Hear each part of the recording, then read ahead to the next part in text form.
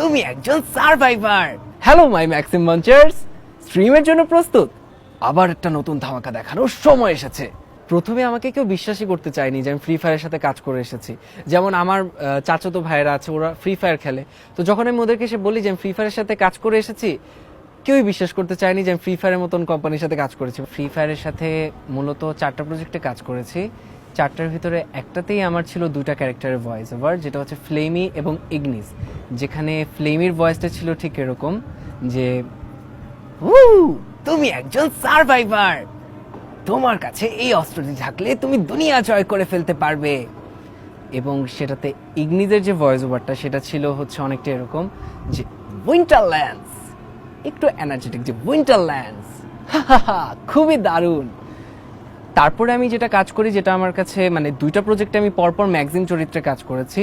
ম্যাক্সিমের ভয়েসটা অনেকটা একটু এনার্জেটিক, মানে তো ওটা ছিল হচ্ছে একটু এরকম যে, হ্যালো মাই ম্যাক্সিম মঞ্চার্স, স্ট্রিমের জন্য প্রস্তুত?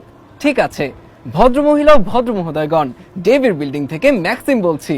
পর্দার আড়ালে কি চলছে সে সম্পর্কে কিছু ইনসাইড স্কুপ দেখতে চান? আমাকে অনুসরণ করুন। তো তারপরে আমি রিসেন্টলি একটা ভয়েস ওভার দিয়েছিলাম, সেটা হচ্ছে অস্কার ক্যারেক্টারে। সেটা একটা অ্যাকশন ভিডিও ছিল, তো সেখানে আমার ভয়েসটা ছিল একটু ডিপ। তো কথা কম বলো, এসব কথা বলবে না, আবার একটা নতুন ধামাকা দেখানোর সময় এসেছে।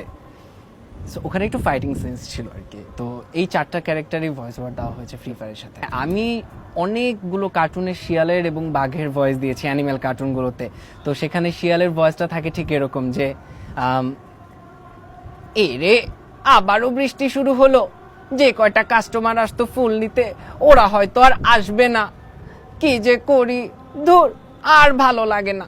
তো সেখান দিয়ে বাঘ পাশ কাটিয়ে যায় এবং বলে, শিয়াল, তোর ফুল বিক্রি হবে না রে, তুই যদি আমার কথা শুনতি, আমার সাথে কাজ করতি, তাহলে তোর ফুলগুলো সব বিক্রি হয়ে যেত।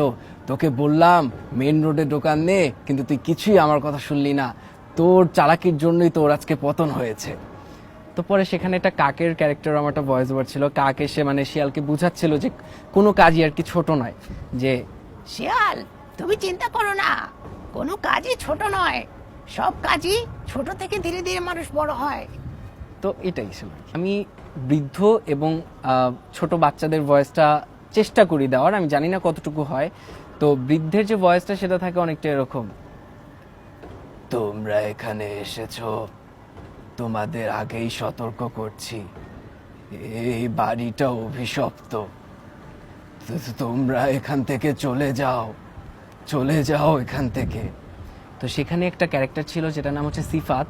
যে সিফাতের ভয়েস ওভারটা ছিল এমনি, চাচা আমার আপনি বাঁচান, চাচা ওরা আমার দিকে আসতেছে, চাচা আপনি আমাকে বাঁচান, ওরা আমাকে খেয়ে ফেলবে, চাচা এই এই ভূতগুলো আমাকে খেয়ে ফেলবে। আসলে কখনো আমি ভাবিনি যে আমি ভয়েস অ্যাক্টর হব। আমি অভিনেতা হতে চাইতাম, এখনও চাই আমি অভিনেতা হতে। আমার যে স্ট্রাগলটা ছিল সেটা হচ্ছে, আমি প্রচুর সিনেমা দেখতাম এবং এর কারণে আমার কাছে অনেক বকাও খেতাম। তো সিনেমা দেখে আমি সেই হিরোদের ডায়লগগুলোকে নিজের মতো করে বলার চেষ্টা করতাম আয়নার সামনে। তো এভাবে বলতে বলতে একসময় স্কুলে আমি যখন গল্প পড়ছিলাম, তখন আমার একজন স্যার আমাকে বলেছিল যে তুমি চাইলে ভয়েস আর্টিস্ট হতে পারো, বা তোমার কণ্ঠটা তো শুনতে ভালো লাগে, অনেক বন্ধুরা বলতো যে তোমার কণ্ঠটা অনেক সুন্দর, তুমি চাইলে ভয়েস আর্টিস্ট হতে পারো। তো আমি তখন জানতাম না যে ভয়েস আর্টিস্ট বিষয়টা আসলে কি, বা ভয়েস অ্যাক্টর কারা। তো আমি বাসায় এসে রিসার্চ করা শুরু করি, এই জগতের মানুষগুলোর সাথে পরিচয় হওয়া শুরু করি। তো তখন দেখলাম যে এরা খুব সুন্দরভাবে আসলে একজনই বিভিন্ন কণ্ঠ নকল করতে পারে বা বিভিন্ন কণ্ঠ দিতে পারে। তো আমার ভিতরে জিনিসটা প্রথমে ছিল না, আমি নিজে নিজে বাসায় প্র্যাকটিস করতাম। প্রথমে অবশ্যই হতো না, প্রথমে একদম বাজে হতো, এখনো জানি না ভালো হয় কিনা। তো প্রথমে একদমই হতো না, পরে ধীরে ধীরে আমি প্র্যাকটিস করা শুরু করি। প্র্যাকটিস করতে করতে হঠাৎ মানে ফেসবুকে একটা পোস্ট দেখি যে তারা ভয়েস অ্যাক্টর খুঁজছে। তো তখন আমার কোনো মাইক্রোফোন ছিল না, মানে আমার কাছে কোনো কিছু ছিল না রেকর্ড করার মতন। তো তখন আমি লেপেল মাইক্রোফোন দিয়ে একটা কম্বল দিয়ে এভাবে বানিয়ে সেটার ভিতরে যে আমি ভয়েস ওভার দিয়ে সেখানে সাবমিট করি। তো কিছুদিন পর সেখান থেকে কল আসে। কল আসার পর কলটা রিসিভ করে আমার আম্মু। সো আম্মু রিসিভ করাতে আম্মু বুঝতে পারেনি যে আসলে এটা কিসের কল, আম্মু কলটা কেটে দেয়। আমি তখনও বাসায় নাই। বাসায় আমি যখন আসি তখন আবার কল আসে, এবার কলটা রিসিভ করি আমি।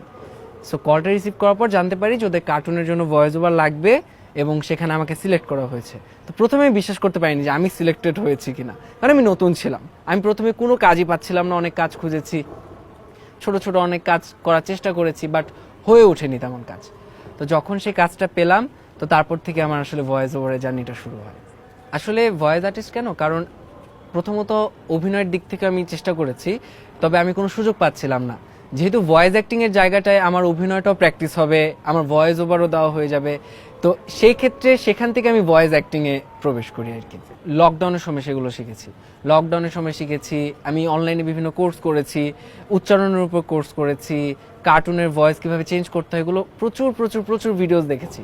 তো প্রায় 2-3 বছরের পরিশ্রমের পর যে তারপরে আমি ধীরে ধীরে ট্রাই করতাম বাসায়, আমি প্রত্যেকদিন প্র্যাকটিস করতাম। তো এভাবেই আর কি। একদিন আমি বাসে করে আসছিলাম, বাসায় ফিরছিলাম, তো তখন দেখি কেউ একজন পাশে বসে ফ্রি ফায়ার খেলছে এবং সেখানে আমার ভয়েসটা, তাদের ইভেন্টে আমার ভয়েসটা আসছে। তো এটা দেখে আমি তাকে বলিনি যেটা আমার ভয়েস, তবে এই জিনিসটা দেখে আমার অনেক ভালো লেগেছে যে আমার ভয়েস এত এত গেমারদের মাঝে ছড়িয়ে পড়েছে। তো অনুভূতি অবশ্যই খুব ভালো লেগেছে।